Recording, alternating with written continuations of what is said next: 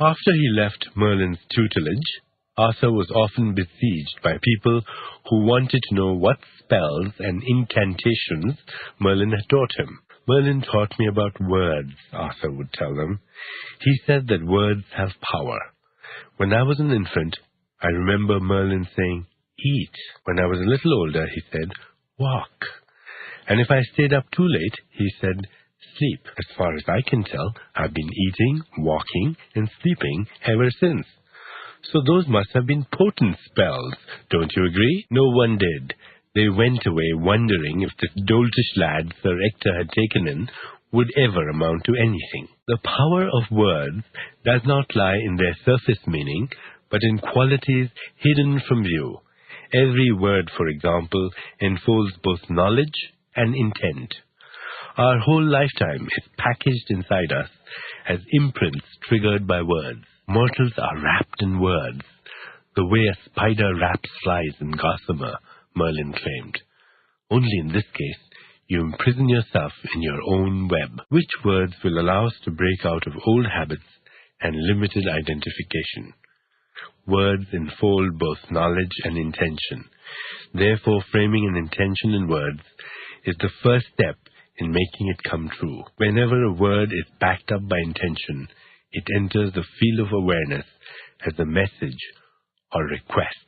The universe is being put on notice that you have a certain desire.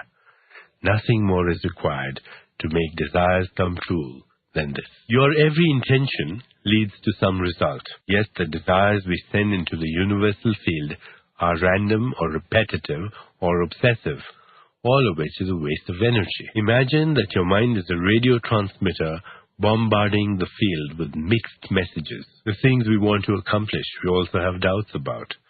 The person we want to turn into is also someone we aren't quite sure about. I wish I could sweep out your brain, Merlin once grumbled to Arthur. Those old, repetitive conflicts will not disappear until you change. The first step toward change is recognition. Recognize that you have had at least a few wishes come true. Unexpectedly, people have called on the phone just when you needed to talk to them. Help has come from unseen quarters. This happens more frequently than we realize. We just overlook results that are too subtle or don't immediately fit our goal. When you have an intention and send it into the universal awareness, you're actually talking to yourself in another form. Truly, you have three aspects: sender, receiver, and medium. This threefold state is known as unity. The second step is to learn how to fulfill your intentions. Get the ego, with all its expectations and anticipations, to step aside. Release your intention into the field of the timeless. The more expanded your awareness, the clearer will be the signal you're sending. When all these steps come together, the effortless flow toward an outcome will not be impeded or obstructed by anxieties and attachments of the fearful ego. Getting to the point that all your heartfelt wishes come true is what God wants for each person. It is our natural state as creators of our own reality.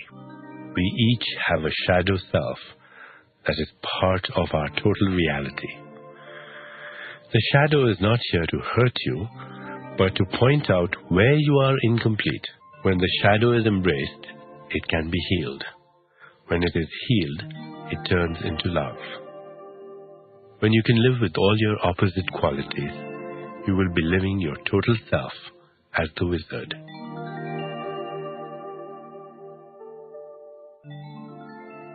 You never seem to feel lonely, Arthur remarked wistfully to Merlin one afternoon. It's impossible to be lonely, Merlin replied. I don't understand, the boy said. As a mortal, you are a composite of many people, each fighting to occupy your body. Yet I still feel like one person, Arthur protested. As long as there is I and you, Merlin explained quietly, there will be a feeling of separation and isolation and loneliness.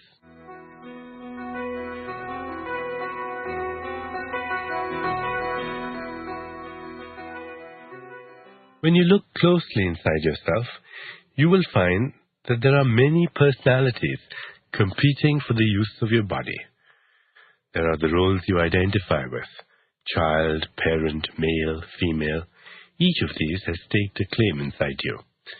And these personalities are usually in conflict. Into the secret caverns of the psyche, we shove as much doubt, shame, guilt, and fear as we can. All the inner conflicts create a shadow self. And so the shadow self is born, the repository of the negative aspects of our personalities. Ending the war inside yourself means bringing the conflict among all your personalities to an end. The shadow self can be relieved of its burden of held energies from the past and thus create a condition for inner peace. But you can't begin to resolve these inner tensions until you know what your inner personalities are made of. Personalities are always made of the same thing, some old energy attached to a memory. An incident which caused you resentment or embarrassment, for instance, will live on in your memory until the negative energy is released. Pleasant memories likewise live on, each expressing its own viewpoint. You can easily contact these held energies. Sit quietly, breathing easily and smoothly. Then recall an extremely unpleasant incident from your past. Allow yourself to experience the feelings that went along with it. Now notice your breathing. It will no longer be easy. Your breathing reflects the thinking process, and what you are experiencing are the three components we have been talking about: memory, energy, and attachment. These form the beginnings of a sub-personality. All sub-personalities want the same thing: to express themselves through you. The resulting conflict is what makes human life so full of light and shadow. The wizard, however, lives only in light. To move from the mortal state to the wizard state, all that is required is balance. There are many ways of releasing old energies. One of the most powerful is to use the breath. Lie down in a quiet room and relax. Take in a breath, then release it naturally. Take in another, and again, simply let it go, and let any available emotions float up to be released. As you continue this exercise, your held energies will start to flow outward and be released. Like any other aspect of yourself, your shadow wants to express itself and become free. And the first step is to release negative energies rather than store them in hidden dungeons of the mind. The wizard is the teacher of alchemy. Alchemy is transformation. Through alchemy, you begin the quest for perfection. You are the world. When you transform yourself, the world you live in will also be transformed. The goals of the quest, heroism, hope, grace, and love, are the inheritance of the timeless. To summon a wizard's help, you must be strong in truth, not stubborn in judgment.